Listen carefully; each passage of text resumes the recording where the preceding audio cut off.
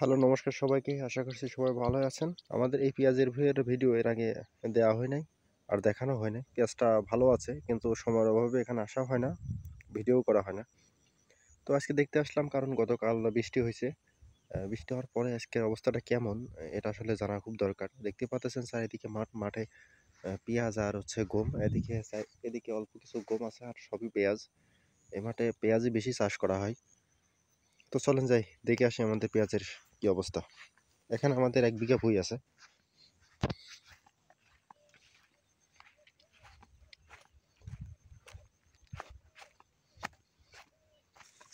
ভিজে না যায়। এই দেখেন আমাদের পেঁয়াজ, এখানে 10 কাঠা ভুঁই আছে। তো এবার এই বছরে সবার পেঁয়াজই যথেষ্ট পরিমাণে ভালো আছে। দেখতেছেন এই পেঁয়াজ থেকে আমাদের এই পেঁয়াজটা আমাদের এই পেঁয়াজ থেকে এই পেঁয়াজটা 10 থেকে 15 দিন পরে লাগানো। তারপরেও দেখেন এই পেঁয়াজের যে গঠন, আরও এই পেঁয়াজটা শুকসাগর পেঁয়াজ লাগানো। আর আমাদের শুকসাগর না, আমাদের শুধু লুজ লালতির। তো আমাদের ভুল করছি যে পেঁয়াজগুলো হাইব্রিড না লাগায়। সব থেকে বড় ধরা হয়ে গেছে হাইব্রিড না লাগায়। তারপরেও গাছ ভালো আছে আমাদের। দেখেন গাছগুলো আবার নতুন করে দেখতেছি ঘাস হচ্ছে।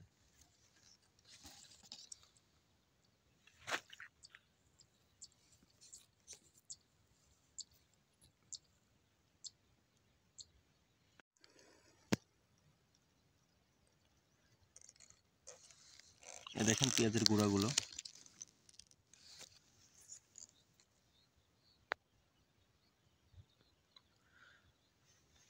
দুই তিন দিন আগে এখানে লোনা স্প্রে করে গেছি। এখানে আর ওই পাশে আরেকটা ভুঁই আছে। লোনা স্প্রে করার 2 দিন পরে আবার বৃষ্টি হলো। কালকে রাত্রে হালকা বৃষ্টি হয়েছে। বৃষ্টি হওয়ার কারণে উপকারী হয়েছে, লস আর হয় নাই।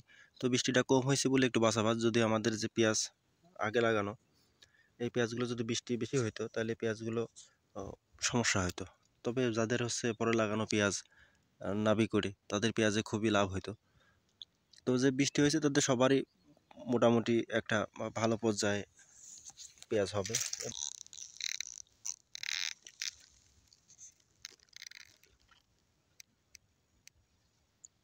এখন দেখা যায় কি পরিমাণ ফলন এখান থেকে আসে।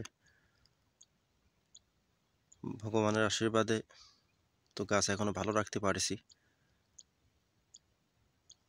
পেঁয়াজের বয়স 60 দিন প্লাস।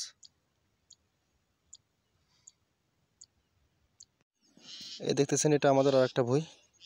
এখানে আর 10 কাঠা ভুঁই রয়েছে। তো এখানের পেঁয়াজ অবস্থা আগের থেকে খুবই কালো ছিল, এখনো ভালো আছে।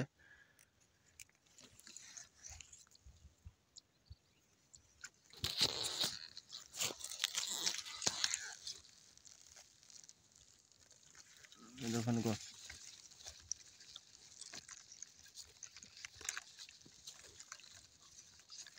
পেঁয়াজ নামা শুরু করে দিয়েছে অলরেডি।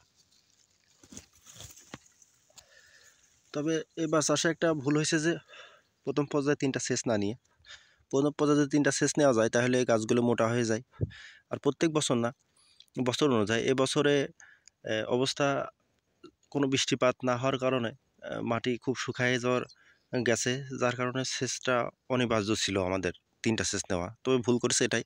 তবে গত রাত্রে একটু বৃষ্টি হওয়ার কারণে একটু মনে আশ্বাস পাচ্ছি, দেখা যাক গাছের গোড়া যদি একটু মোটা হয়। গাছের গোড়াগুলো তেমন একটা মোটা হয় নাই, তারপরেও যা মোটা হয়েছে তাতে খুবই ভালো। তো আশা করতেছি আমাদের পেঁয়াজ 4 মণ প্লাস এরকম ফলন হবে।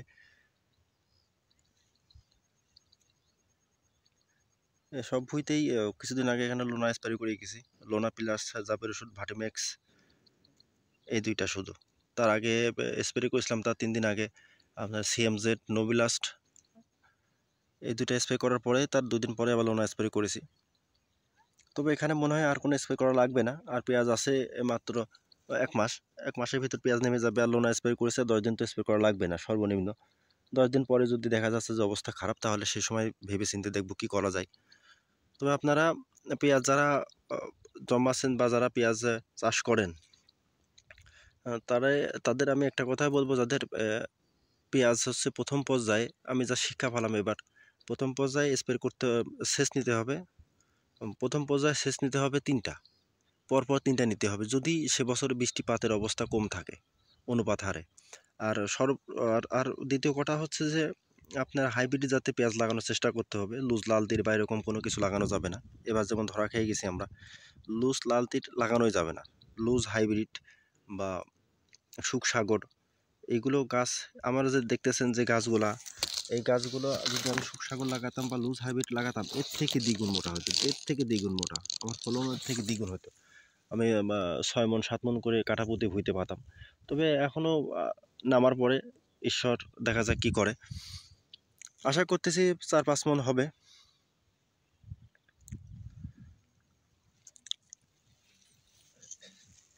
আবার এখন আবার ঘাস হয়ে যাচ্ছে দেখতেছি।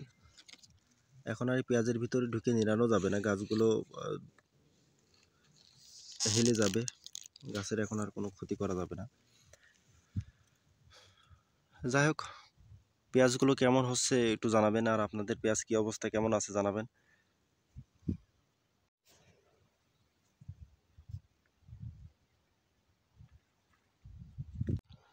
সব চাষ হয়ে যাচ্ছে এখন, আধুনিকভাবে এখন চাষ করতে হবে।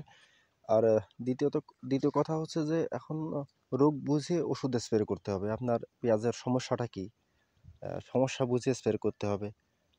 স্প্রে করলে আপনার পেঁয়াজের ফলন হবে মাস্ট বি।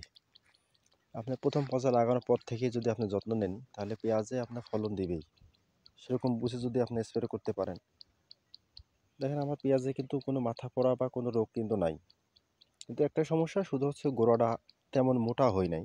তবে আশা করতেছি এখন 1-1.5 মাস, যেহেতু পেঁয়াজ বইতে থাকবে 1 মাস 10-15 দিন এরকম, তবে মোটা হয়ে যাবে, যথেষ্ট পরিমাণে মোটা হয়ে যাবে। তারপরেও আমি আশা অনুরূপ মোটা করতে পারলাম না, কারণ আমার একটাই ভুল হয়েছে যে লাগানোর পর যদি আমি 3টা সেচ নিয়ে নিতাম, তাহলে আমার এই কাজটা হইতো না।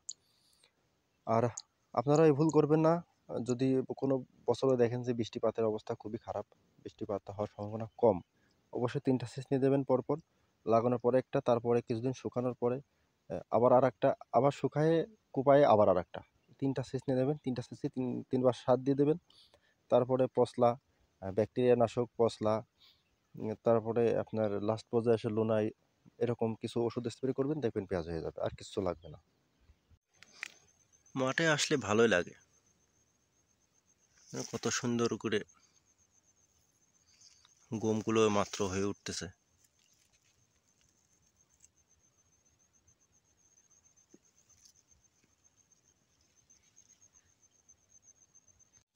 এবার এই খাদ্য যে কি উপকার করেছে তার বলার বাহুল্য রাখে না।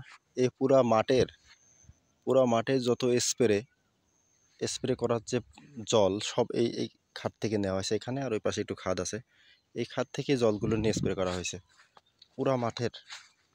আর দেখতেছেন ঘাস এরকম নরম নরম ছিল, কাদা কাদা ছিল, এর ভিতরে ঘাসটা লাগাই দিছে, ঘাস হয়ে গেছে, কি সুন্দর ঘাস হয়েছে ওখানে।